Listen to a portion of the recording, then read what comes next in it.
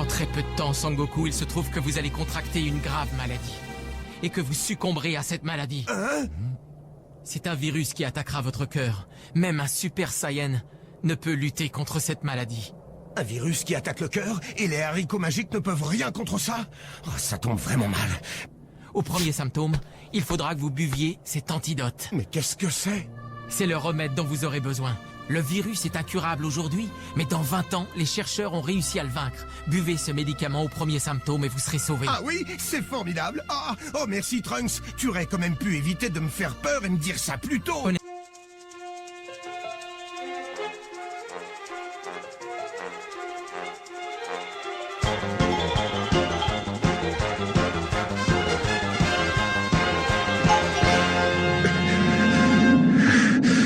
Avant de rentrer dans le vif du sujet, vous allez nous dire tout ce que vous savez sur nous. C'est bizarre. Pourquoi Son Goku est déjà essoufflé? Jusqu'à présent, tout ce qu'on a fait, c'est voler.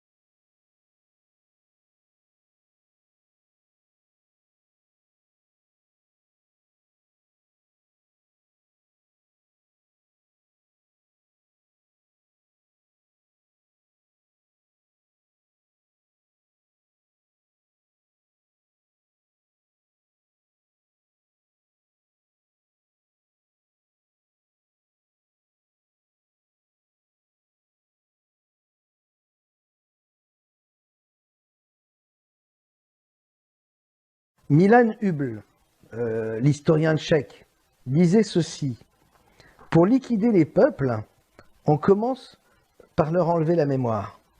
On détruit leurs livres, leur culture, leur histoire, puis quelqu'un d'autre leur écrit d'autres livres, leur donne une autre culture et leur invente une autre histoire. Ensuite, le peuple commence lentement à oublier ce qu'il est et ce qu'il était, et le monde autour de lui l'oublie encore plus vite. Je pense qu'il nous est arrivé exactement la même chose. Les gardiens de la simulation nous ont inventé une histoire et l'ont écrite et modelée à mesure que le besoin s'en faisait sentir.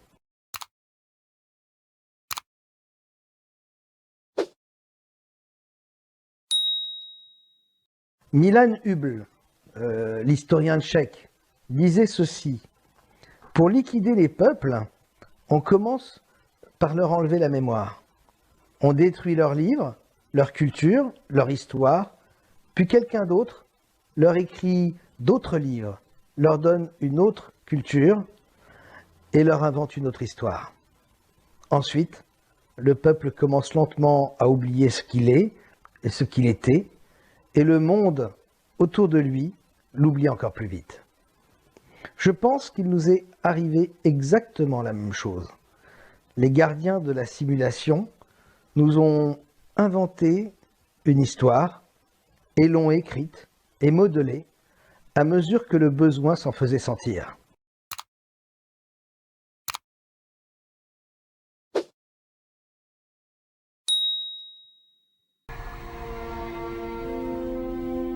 Je m'appelle Jordan Collier. Dès que je serai libre, vous et le monde, vous saurez ce que moi je sais.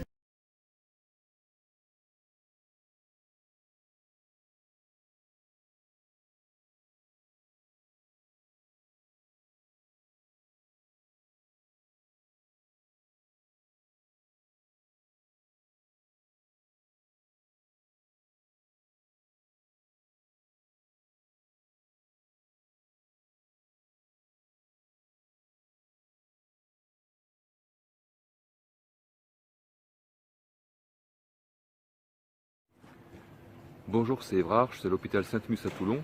Alors on nous dit qu'il y a 500 décès par jour en France en moyenne du coronavirus, ça veut dire donc plusieurs milliers de personnes qui sont hospitalisées, donc beaucoup de personnel soignant, sans oublier les familles des patients qui sont au chevet, les amis, etc. Donc il devrait y avoir beaucoup de monde dans cet hôpital. On va aller voir.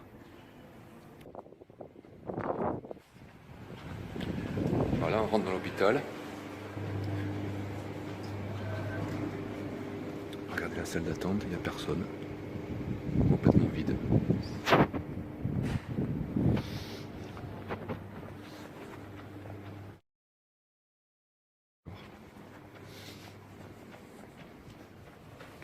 Voilà, des couloirs vides. Il n'y a personne. Regardez.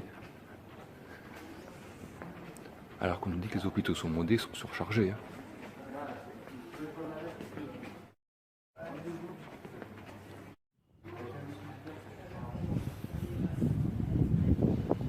Je vais essayer de rentrer dans le service réservé aux patients coronavirus.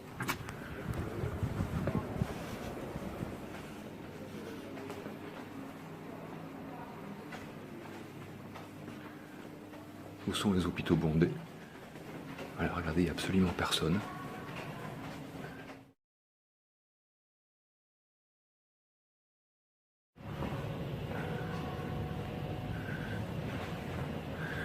Bon, je vais faire un truc, je ne sais pas trop si c'est permis. Ah non, réservé au brancardage. J'ai pas le droit. Je vais voir si je trouve des escaliers pour aller à l'étage.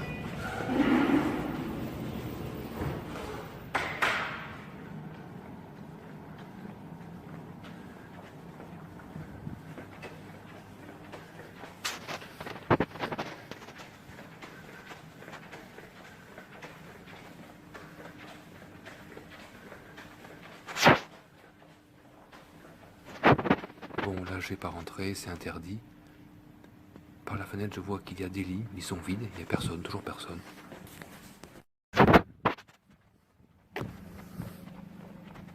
Alors, je sais pas si je vais rentrer.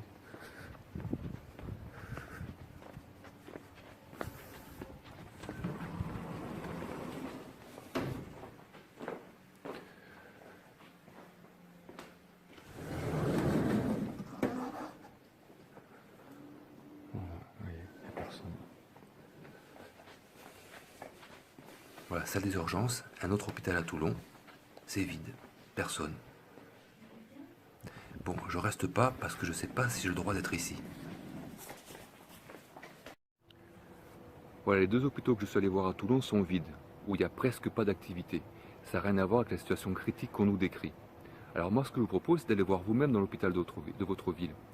Vous indiquez sur l'attestation dérogatoire que vous allez vous faire dépister, comme ça vous serez dans la légalité, et vous regardez ce qui se passe dans votre hôpital. Si vous pouvez vous filmer, et encore mieux, vous postez votre vidéo sur YouTube ou sur le hashtag #FilmeHospital pour que d'autres personnes voient ce qui se passe réellement dans les hôpitaux de France. Parce que d'autres gens l'ont fait partout, au Canada, en Espagne, en Italie, en Allemagne, aux États-Unis, et partout, c'est la même chose, les hôpitaux sont vides, il n'y a pas du tout de situation critique. Regardez.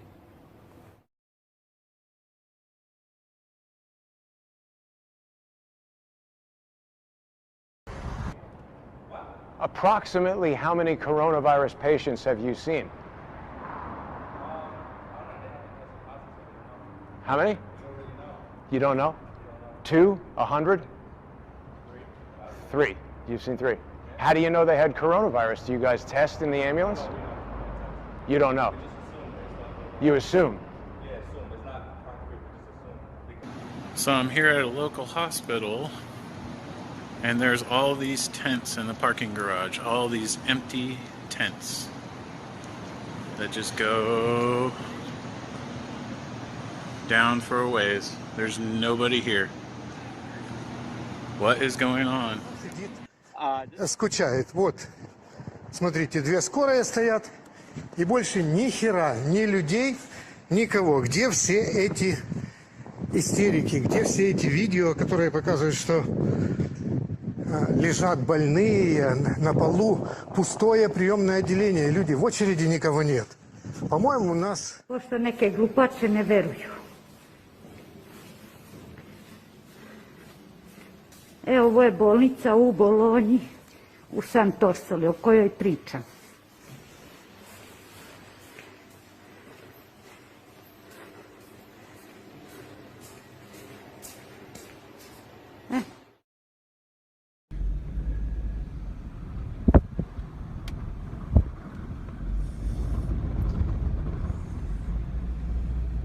Looks like they're just so busy that they're overwhelmed here.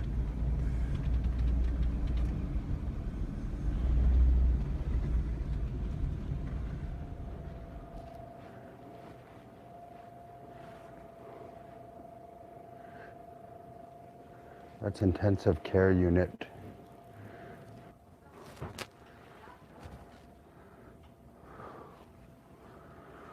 I'd love to be going in there.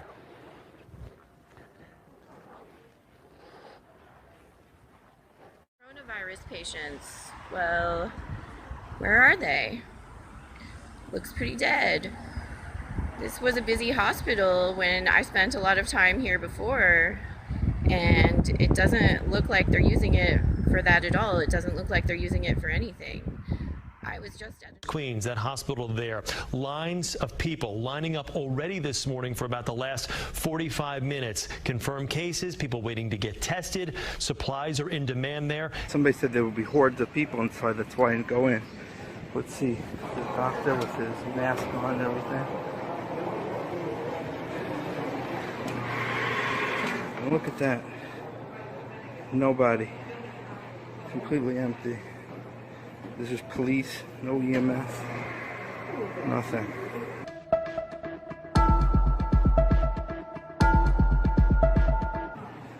Nothing, absolutely. Ghosts. That's all they got you afraid of, ghosts. With the growing number of patients as supplies dwindle, you can see barricades behind us set up here outside of the hospital to keep order here because so many have been lining up every day to get tested. Where's the long lines of people trying to get tested? I don't see that. People outside wait to get tested. A refrigerated truck. Here in New York City, the mayor, the governor says our hospitals have been turned into war zones. Well, I want to give you an idea of what that war zone looks like here in downtown Brooklyn. So this is my neighborhood. This is the Brooklyn Hospital Center. And again, you're hearing one thing on the mainstream media, And this is what it's like in reality. This is where people normally stand up to get testing for the coronavirus. But as you can see, not much happening. And this is a hospital that serves thousands and thousands of people here in downtown Brooklyn, New York. There are no lines of people. There is no mass chaos out here, contrary to what the mainstream media is telling you. So that woman was in the hospital. There's people who work for the hospital. Hi, are you doing selfies on here? Are you with the, what's this? Are you with the media? I just have my own YouTube channel. Do you work at the hospital? No, I'm just inquiring what you, yes I do, but I'm just inquiring on what you're doing. This is for my YouTube channel called Crowdsource the Truth. Have you been overrun with coronavirus patients? Not as of yet. Are you surprised by that? No, we're doing well. I mean, are you a hospital administrator? I don't have any comment. Okay. That's another thing I like to... Hey, have you guys been dealing with a lot of coronavirus victims? Have you been dealing with a lot of coronavirus victims? No, I just came back to work, so I have... What have you heard from the other ambulance people, EMTs? Not a lot of... I haven't spoken to anybody. I literally just started. But wouldn't you know if it was overrun right now by a viral pandemic? You're working the EMT stuff. I don't even know if I can answer that. I mean, you personally have not seen, you walk in there, there's not a glut of people dying from coronavirus. I spoke to a guy 2 days ago who told me that he felt that black people are not susceptible to coronavirus. Do you think there's any truth to that? I don't know. But could it be possible from a medical standpoint, things like sickle cell anemia really generally only affect... Well, right, okay. Oh, well, yeah. Okay. Okay, so the emergency room is basically empty. There's almost nobody there, 3 or 4 people at most. Clearly there is no COVID-19 epidemic whatsoever in Seattle.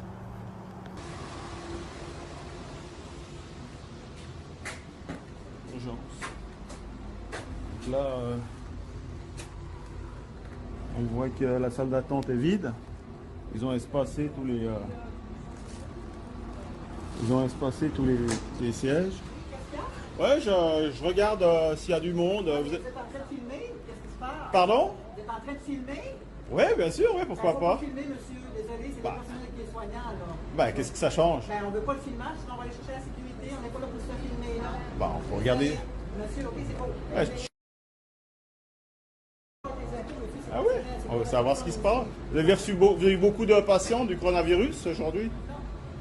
Combien vous avez eu?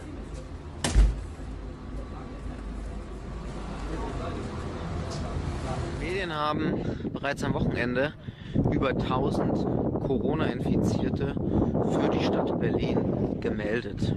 Virchow-Klinikum Berlin.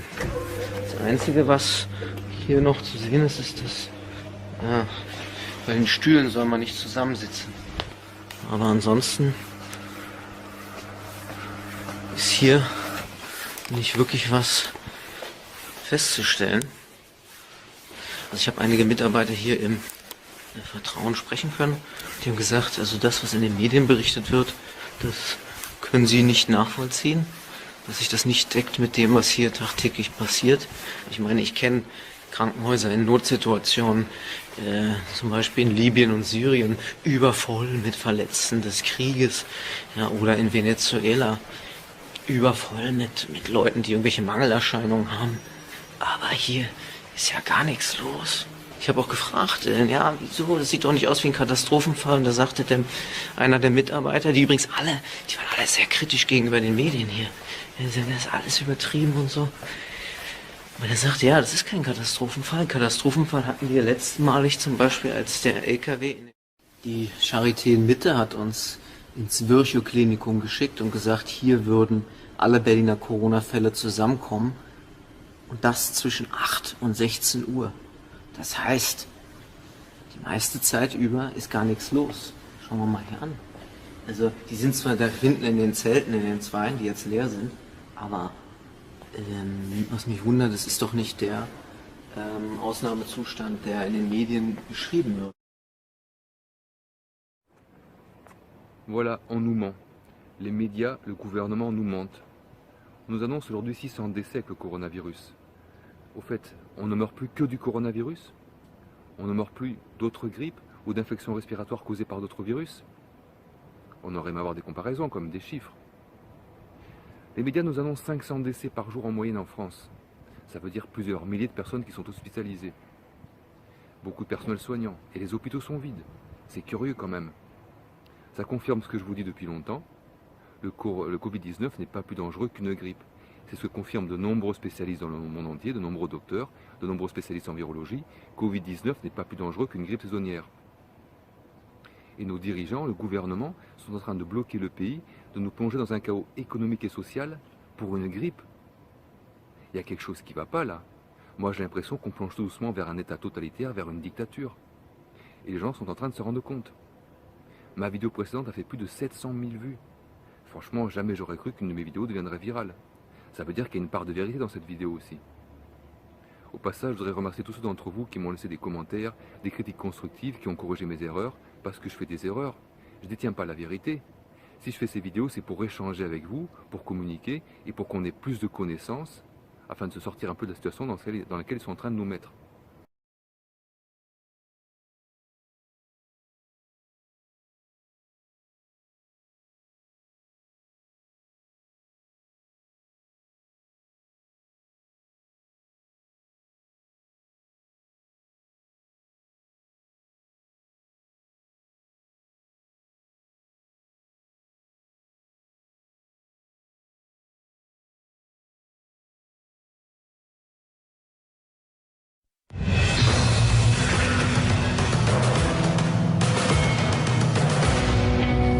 Quoi?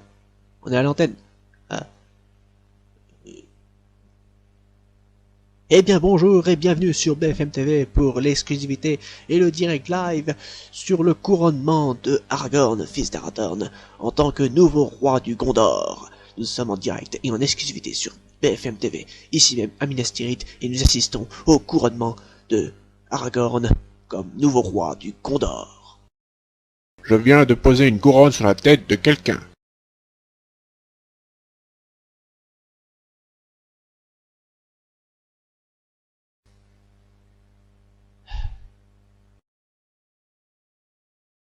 Et voilà, c'est officiel, Aragorn est sacré roi du Gondor et il est félicité par des millions de fidèles, comme vous pouvez le voir en direct sur BFM TV. Et voici la première déclaration du roi. Maintenant que je suis le roi, on va mettre les choses au clair. Je suis le roi. Et je vous emmerde bien profondément. Je vais me comporter en vrai dictateur et vous l'aurez tous dans le cul.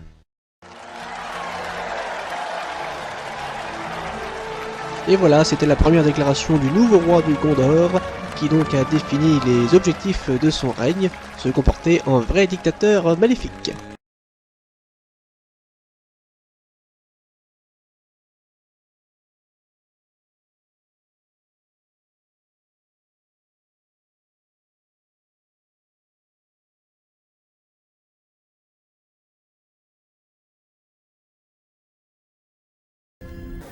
Des groupes religieux dans le monde entier vont le considérer comme le Messie. Peu importe que ce soit complètement fou, il y aura beaucoup de gens qui le croiront.